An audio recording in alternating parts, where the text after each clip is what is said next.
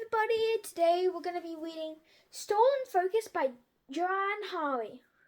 Today I'm going to be reading by myself without my brother, so I might not read as much as I normally would. And let's get started. Now, what page are we up to earlier? Page 4. Page 4. When we got to the jungle room, Elvis's favourite place in the mansion, the iPad was chattering away when a middle-aged man standing next to me turned to say something to his wife. In front of us, I could see the large fake pot plants that Elvis had bought to turn this room into his own artificial jungle. The fake plants were still there, staggering sadly. "Honey," he said, "this is amazing. Look." He waved at the iPad in her direction and then began to move his finger across it.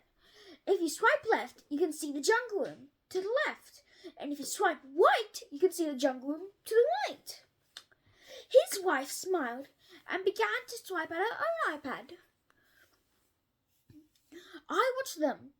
They swiped back and forth, looking at the different dimensions of the room. I leaned forward.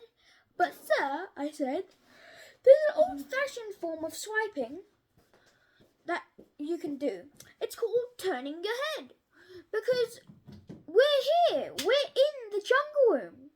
You don't have to see it on your screen. You can see it unmedicated. Here, look." I waved my hand at it, and the fake green leaves rustled a little. The man and his wife backed away from me a few inches. "Look," I said in a louder voice than I intended. "Don't you see? We're there. We're actually there. There's no need for your screen.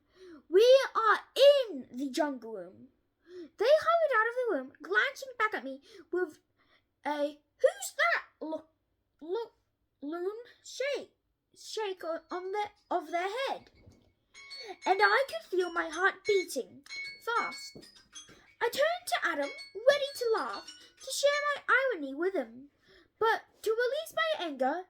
But he was in a corner, holding his phone under his jacket, flicking through Snapchat.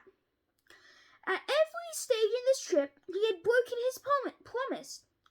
When the plane first touched down in New Orleans 2 weeks before, he immediately took out his phone while we were still in our seats. "You promised not to use it," I said. He replied, "I meant I wouldn't make phone calls. I cannot not use Snapchat and texting." "Obviously," he said. With this baffled honesty, as I had asked him to hold his breath for 10 days, I watched him scrolling through his phone in the jungle room. Silently, milling past him was a stream of people who also staring at their screens. I feel as alone as if I have been standing in an empty lower cornfield miles from another human. I strode up to Adam and snatched his phone from his grasp.